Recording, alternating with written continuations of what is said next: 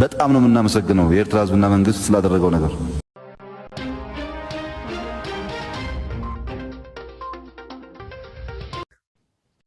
ሰላም ጥዕና ሀበለይዝ ኸበርኩም ቤተሰብ ዳእማት ሚዲያ እዚ ዳእማት ሚዲያ እዩ ንመደብና ላይክ ሼር ናገበርኩም ክትከታተሉና ዓድምና ነዚ ቻነል ሓድሽ ዝኾንኩም ድማ ሰብስክራይብ ብምግባር ቤተሰብ ዳእማት ሚዲያ ሁኑ ንሎሚ እዋናዊ ዝበልናዮም ሓበሬታታት ናባኹም ክነብል ወታደራዊ ምንቅስቃስን ስግኣት ሓድሽ ኩናትን ኣብ ትግራይ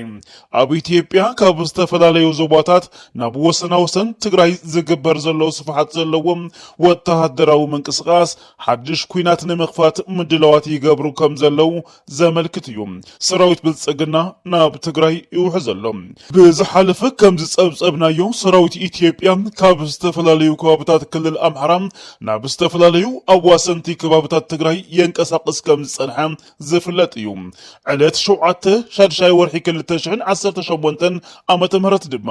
ካብ ደቡብን ምዕራብን ኢትዮጵያ ዝተበገሱ ኣማይት ወታደራዊ መካይን ናብ አዲስ አበባን ሰሜን ኢትዮጵያን ይጓዓዛ ከም ዘለዋ ጸብጻባት የመልክቱ። ብፍላይ ካብ መስመር ሐዋሳ ዝተበገሰ ብርክት ዝበለ ሰራዊት ናብ ማእከል ሃገር እናኣተው ምዃኑ ካብቲ ቦታ ዝረኸብናዮ ሓበሬታ የረጋግጽ። እዚ ምንቅስቃስ እዚ ድሕሪ መዛዘሚ ውዕሊ ሕብረት አፍሪቃ ኩናት ንምጅማር ዝገብሮ ዘሎ ምድላው ክኸውን ከም ዝኽእል ድማ ብዙሓት ወገናት በርክት ዝበሉ ምሁራን እናገለጹ እዮም። ኣብ ሰሜን ኢትዮጵያ ማለት እውን ኣብ ትግራይ ዓብዪ ኩናት ክለዓል ከም ዝኽእል ምግማት ኣየጸግምን። ምክንያቱ ደብዳቤ ጌዶን ጢሞቴዎስ እቲ ዝተጻሓፈ ደብዳቤን ዲፕሎማስያዊ ምንቅስቃሳትን ምዃኑ የርእየካ። ምንስሓብ ሰራዊት ካብ ጎንደር ካብ ገለ ከባቢታት ጎንደር ሰራዊት ክወፅእ ምግባሩ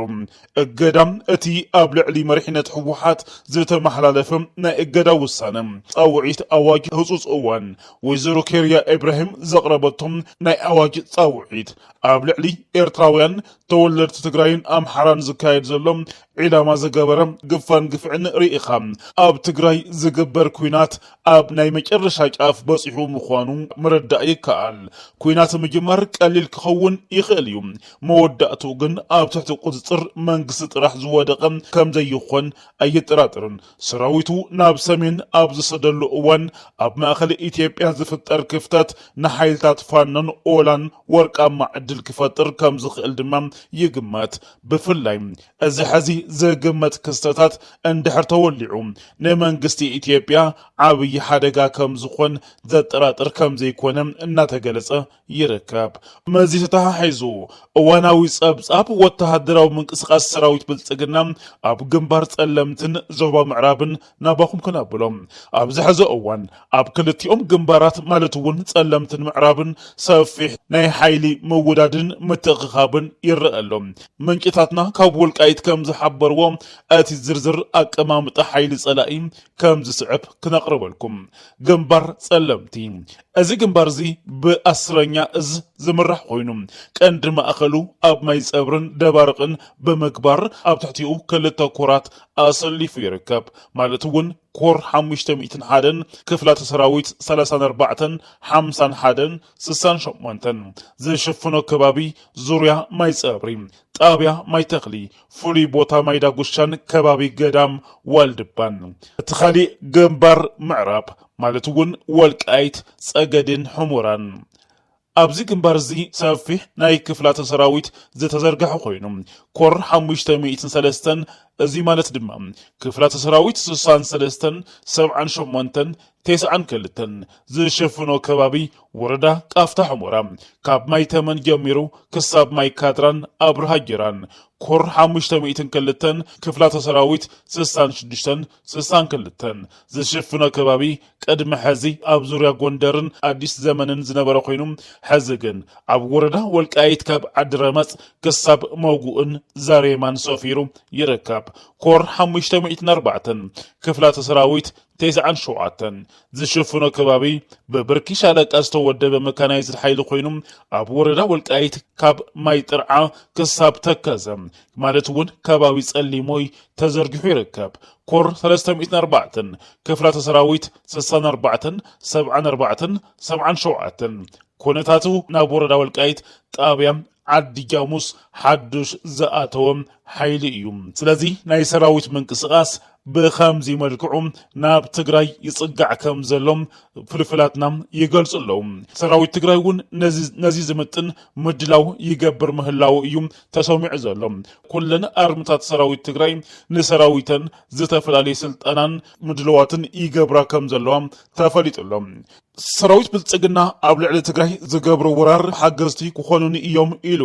ኣብ ሓራ መሬት ብዝብል ዘጣየሾም ተጋሩ ዕጡቋት ሕዚ እናፈረሱ ናብ ዓዶም ምምጻእ ቀጺሎም ኣለዉ ሕዚ ተሰምዐ ዜና ድማ መምህር መኮነን ዝተባህለ ናይ ክፍለ ሰራዊት ምምሕዳር ሓይሊ ሰብ ሓላፊ ፊልሞን ገዳም ኮማንዶ መራሒ ረጅመንት ስዩም በየነ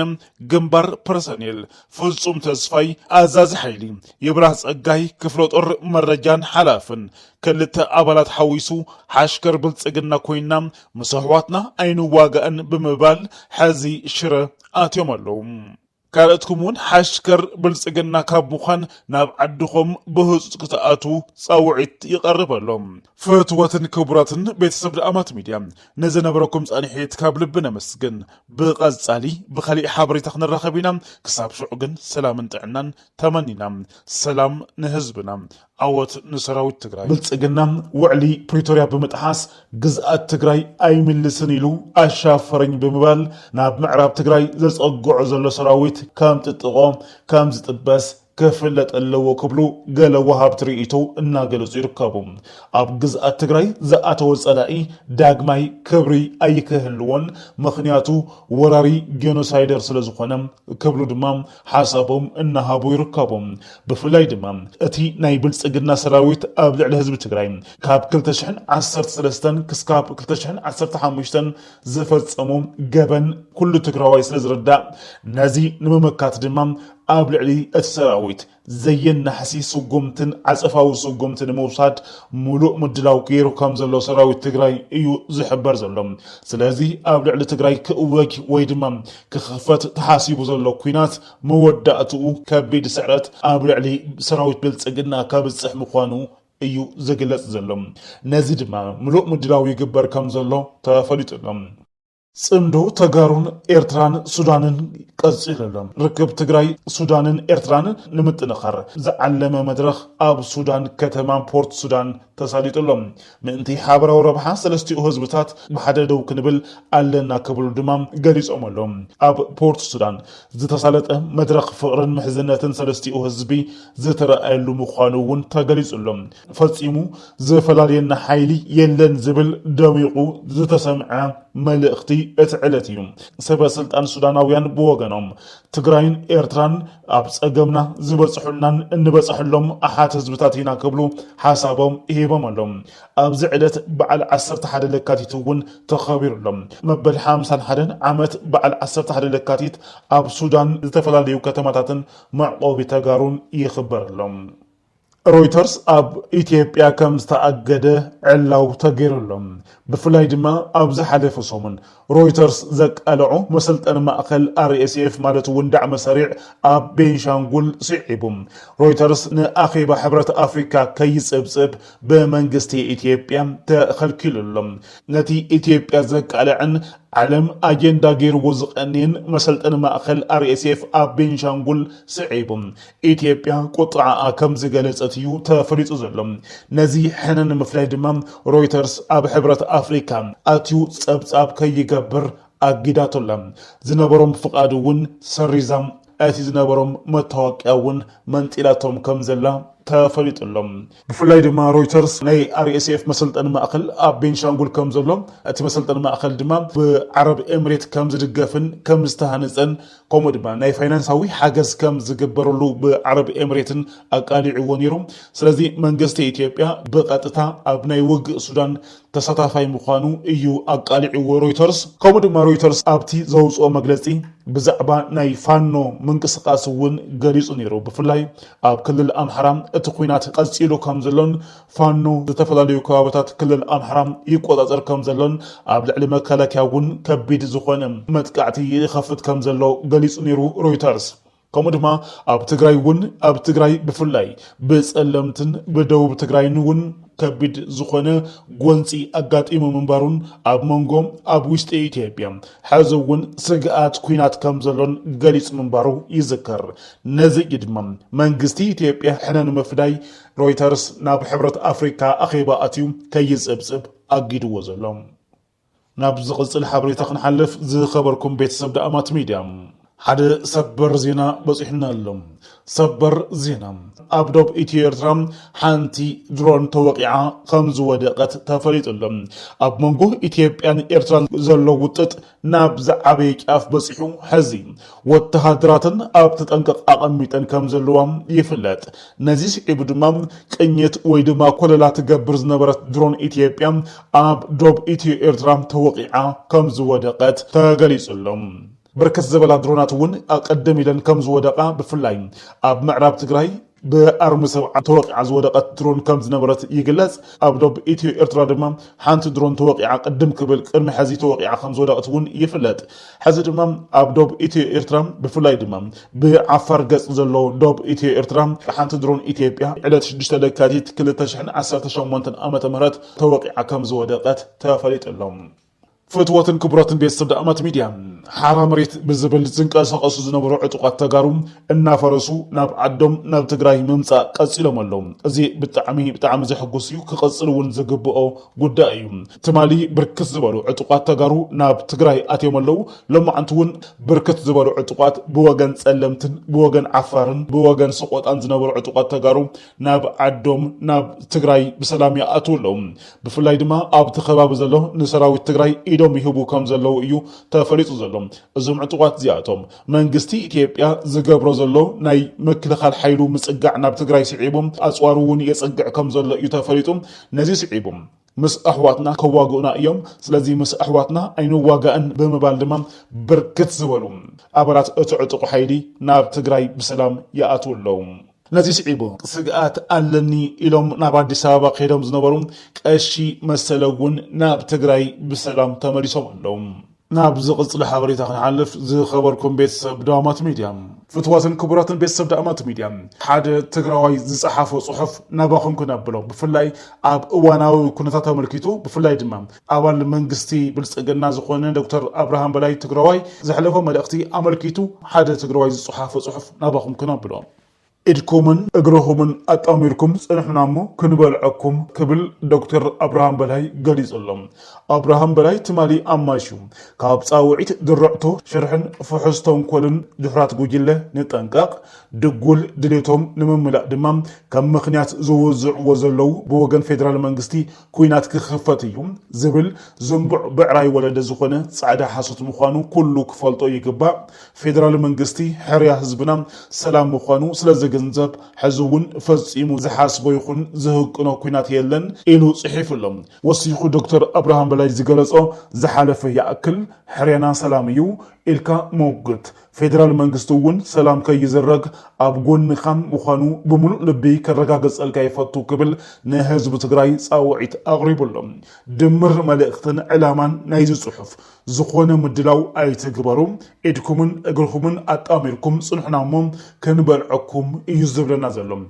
أبي أحمد كان لتشحن 13 أمت مرات تقراي بوشت سامين إز بدق حيلتات لفنت أكيبهم إز بتقراي كقدقاتن كقاسلن وديون تبقى نمانغستي إرترام نعمون هزبي بحابر نوك عيو كميلا يبل إلو منبارو يذكر حزي أبي أحمد كامزي زبرو زرباتات كزارب أي خيلن سلذي يخيل بنهاتو أندبت ززاربلو تقارو دما أوافر لهم نساتهم دما أبراهام بلاي جيتاچو ردام سامورا يونس كيريا إبراهيم وزتم نقايرم يلأخلو كم سمعنا يو تمال دمام وزيرو كيريا إبراهيم مالتون نبر أبال فزامي استراحة وحات زنبرت كيريا إبراهيم أب تقراي هزوز أواجي كم زنلوغون سأوي عنيرام أب تقراي هزوز أوان تأوجو أب العلم راح تدما سوغمتيكو وسادوون إيان لمنغستي إثيوبيا سأوي عام كوم دما مثل منغستي فيدرال كوينا أب العلم تقراي سوغمتيكو وسادينا إلا دما